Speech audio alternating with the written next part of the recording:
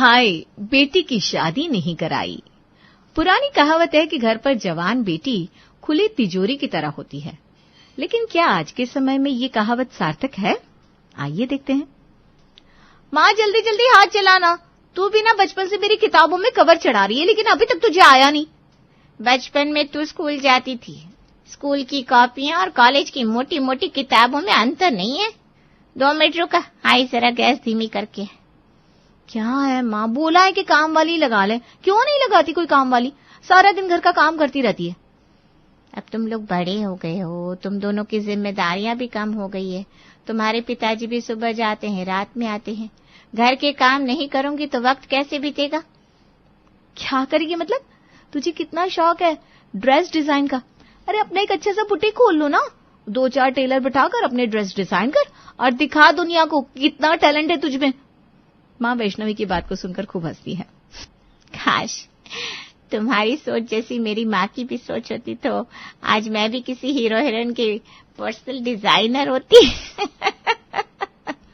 बिल्कुल माँ, हर लड़की को अपने सपने को पूरा करने के लिए आगे बढ़ना चाहिए, और ये बात तो तूने मुझे सिखाई है।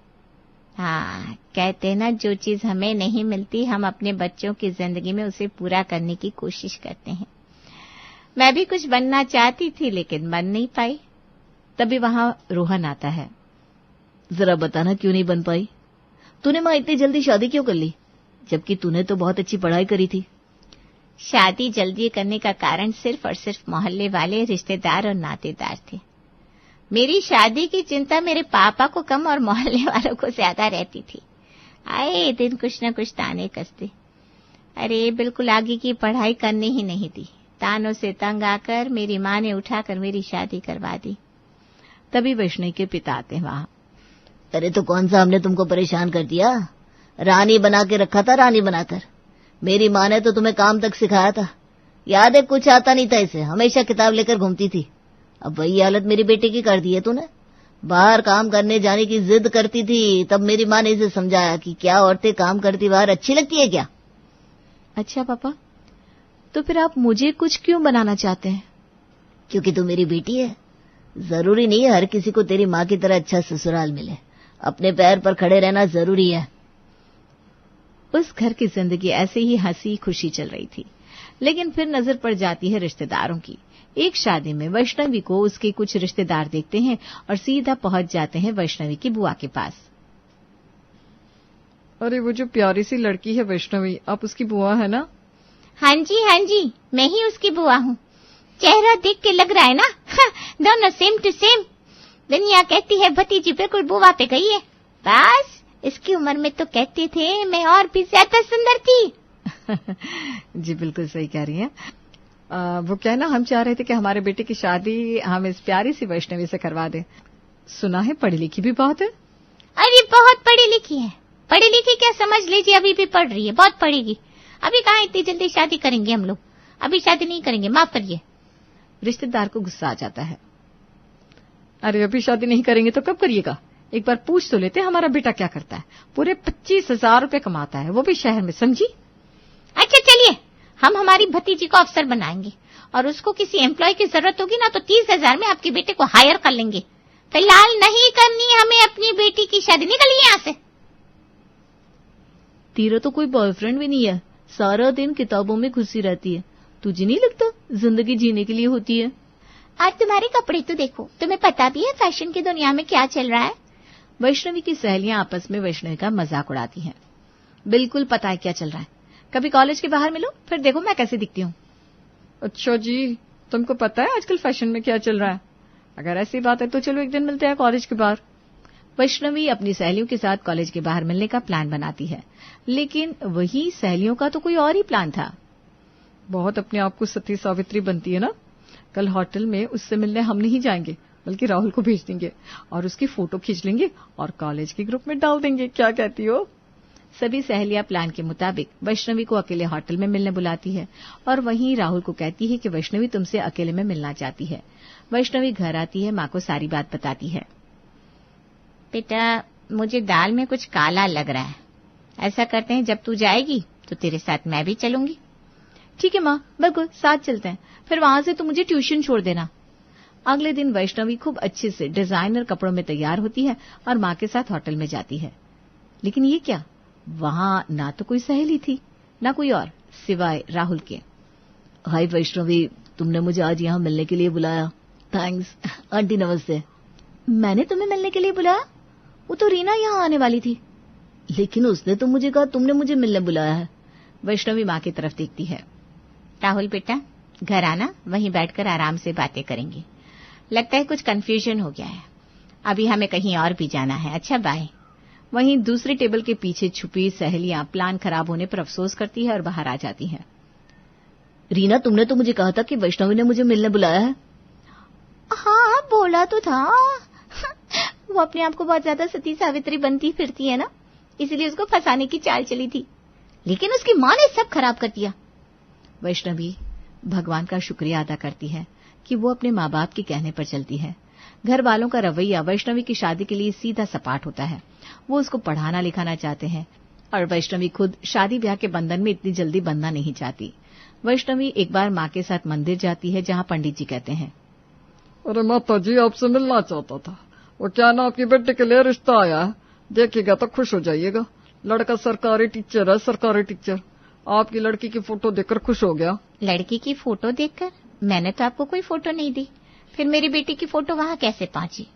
अरे कैसी बात कर रही है, ऑनलाइन का जमाना है, सोशल मीडिया, फेसबुक, ये बुक वो बुक, सब में तो बच्चों की फोटो भरी रहती है। बच्चे खुद ना डाले तो कोई सहेली रिश्तेदार डाल देता है। अब देखिए, लड़का जिद कर रहा है, वो शादी करेगा तो सिर्फ वैष्णवी बिटिया से करेगा। वैष्णवी माँ की ओर देखती है। ऐसा है, उसको बोल दीजिए कि अगर मेरी बेटी से शादी करना है तो कम से कम 5-6 साल रुक जाए। उसके बाद भी कोई गारंटी नहीं है, शादी करने का मन होगा कि नहीं होगा, वो तभी सोचेगी। अभी तो वो पढ़ रही है, अफसर बन जाए फिर सोचेंगे। अच्छा पंडित जी, अब आप ज्यादा चिंता मत करिएगा, हम अपनी बेटी की शादी अभी नहीं करने वाले। पंडित जी कुछ नहीं बोल पाते। वैष्णवी माँ के साथ पूजा करके वहां से घर आ जाती है। क्योंकि वैष्णवी दिखने में काफी सुंदर होती है, आसपास की लड़कियां भी उससे काफी जलती हैं। पड़ोस में रहने वाली सारा, माँ आपको पता है कल वैष्णवी किसी लड़की के साथ घूम रही थी, मुझे लगता है उसको बॉयफ्रेंड है। अच्छा, और उसकी माँ को देखो, पता नहीं अपनी बेटी को कितना बड़ा अफसर बनाना चाहती है। सुना है कई रिश्तेदारों को झाड़ दिया है कि शादी नहीं करेगी लड़की की। अरे शादी नहीं करेगी तो क्या सारी उम्र घर में बिठा कर रखेंगे? ऐसी भी क्या पढ़ाई लिखाई। सारा की माँ, तुम तो सारा के लिए लड़का देखो। सारा शर्मा के अंदर चली जाती है। उधर वैष्णवी स्कूटी से कॉलेज जा रही थी कि पीछे से सारा की मम्मी वैष्णवी के घर पहुंचती है। अरे ऐसे तो तुम अपनी लड़की की शादी नहीं कर रही हो, घर पे बिठा कर रख रही हो और बाहर वो लड़कों के साथ घूम रही है। वैष्णवी की माँ कुछ नहीं बोलती। क्यों, कोई जवाब नहीं है आपके पास? सारी करतूत पता है आपको अपनी लड़की की क्या कर रही है। अरे छोड़ो, उसकी करतूतों को जाने दो।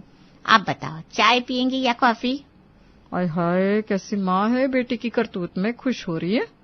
खैर हमें क्या, हम तो ये बताने आए थे कि सारा की शादी के लिए लड़का देख रही हूँ, कोई अच्छा लड़का नजर में हो तो जरूर बताना। अच्छा लड़का? अरे मेरी नजर में तो 10 अच्छे लड़के हैं जिसको हम रिजेक्ट किए हुए हैं। आप बोले तो बायोडेटा भेज दूं? रिजेक्टेड लड़के नहीं चाहिए हमें हमारी सारा के लिए। वैसे भी हमारी सारा की शादी हो जाएगी तो अपने ससुराल की हो जाएगी, वो घर पर बिठाकर हमें कौन सा उसकी कमाई खानी है। वैसे बहन जी ना, बड़ा गलत कर रही हैं आप। चलिए चलते हैं, हमें क्या। वैसे भेज दीजिएगा, लड़कों का बायोडेटा देख लेते हैं एक बार। सारा की माँ वहां से चली जाती है। शाम को वैष्णवी घर आती है तो देखती है कुछ लड़कों की प्रोफाइल टेबल पर रखी है। क्या बात है, शादी के लिए लड़कों का रिश्ता आ गया क्या फिर से? देखो कौन सा फाइनल करना है। बड़ा मजाक सूझ रहा है तुझे, क्या बात है? अरे वो सारा की माँ आई थी, सारा के लिए लड़का देख रही है। मैंने सोचा ये रिश्ते जो हमने रिजेक्ट किए हैं वो उनको दे दे, क्या पता उन लोगों की बात बन जाए। अच्छा, सारा की माँ आई थी और क्या कह रही थी?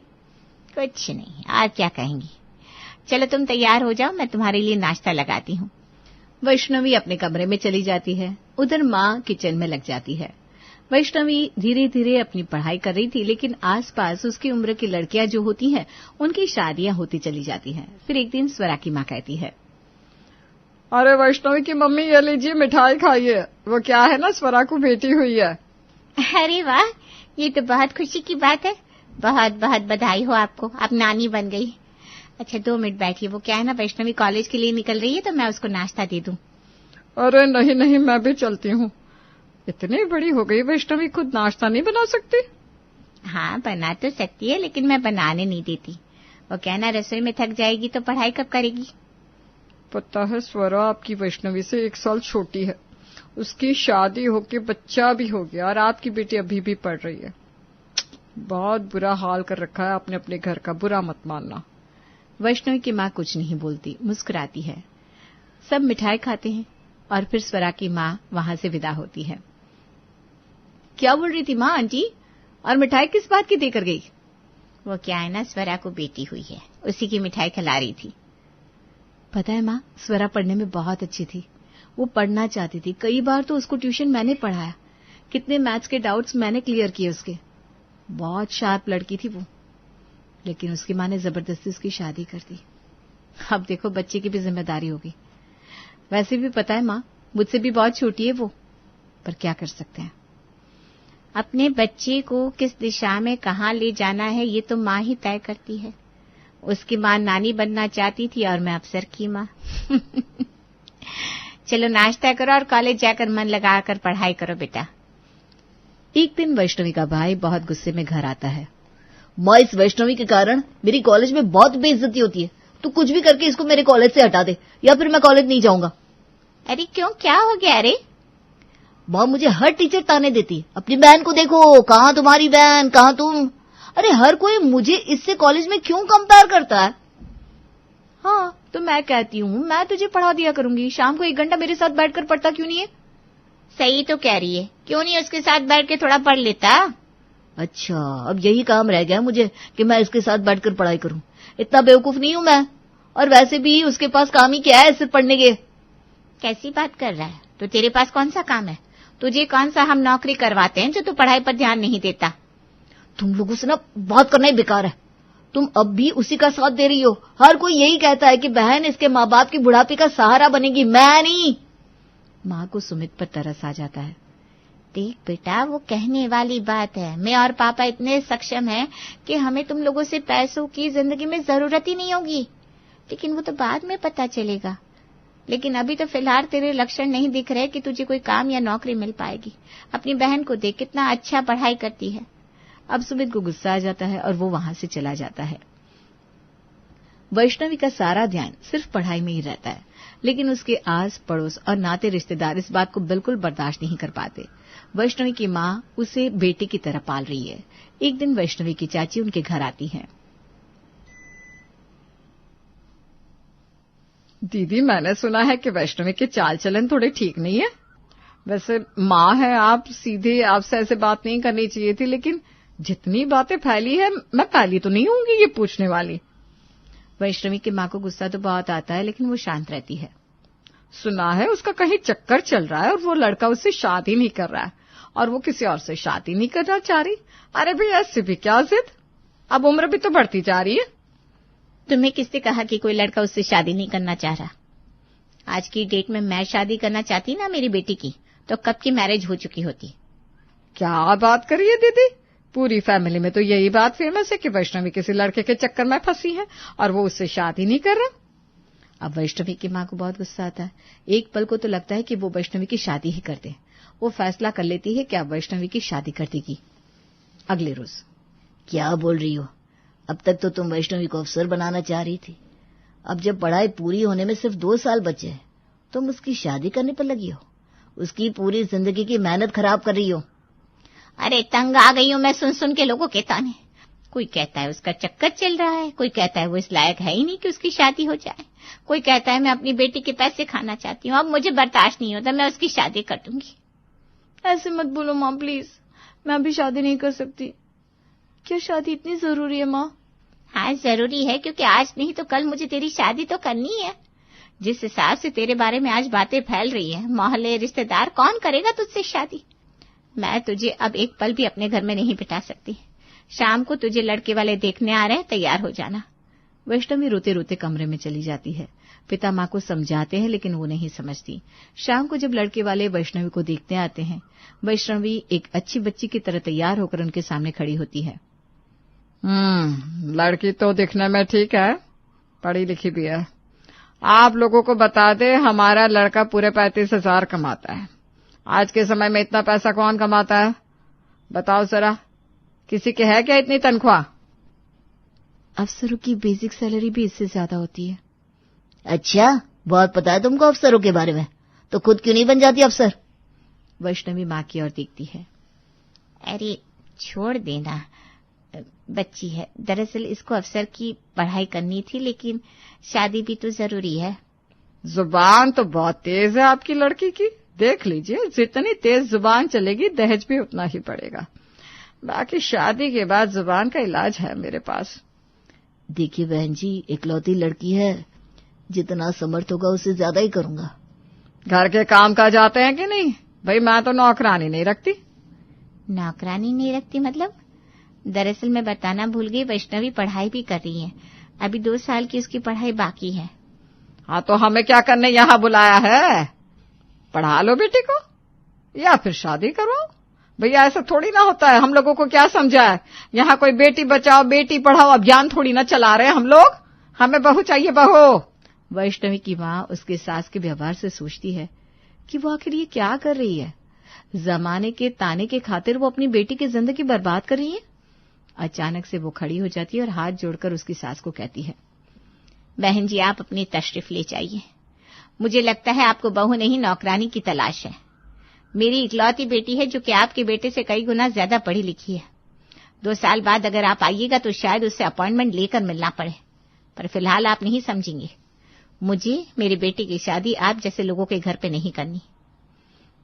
बात चाहे मेरी बेटी पढ़ी लिखी हो या नहीं, लेकिन मुझे लगता है कि आपके जैसी मानसिकता वाले लोगों के बेटे की शादी होनी ही नहीं चाहिए। नमस्ते। लड़के वाले वहां से मुंह बना के चले जाते हैं। उनके जाने के बाद वैष्णवी की माँ वैष्णवी को गले लगाती है और कहती है, मुझे माफ कर दे बेटा, मुझसे बहुत बड़ी गलती होने वाली थी। मैं जानती हूँ कि जमाना ताने देता है, मेरी शादी भी ऐसी ही हो गई थी। पता नहीं क्यों ये बातें मैं भूल गई। तुझे जितना पढ़ना है पढ़, मैं तेरे साथ हूँ। वैष्णवी माँ की बात सुनकर खुश हो जाती है और उन्हें गले लगा लेती है। माँ, तूने आज मेरे लिए जो किया है ना, शायद ही कोई माँ कर सके। मैं तुझे वादा करती हूँ 2 साल बाद सच में जिन लोगों ने तुझे इतने ताने दिए ना, उनको मुझसे मिलने के लिए अपॉइंटमेंट लेना पड़ेगा। वैष्णवी अपनी पढ़ाई में लग जाती है और 2 साल बाद एक बड़ी अफसर बनती है और समाज को एक तमाचा पड़ता है कि बेटियां सिर्फ शादी करने के लिए नहीं पैदा की जाती, बल्कि उनको भी बराबरी का हक समाज में चाहिए होता है। और वो हक सिर्फ वही माँ बाप दे सकते हैं जिनके सपने बड़े होते हैं और वो बेटा और बेटी में फर्क नहीं समझते।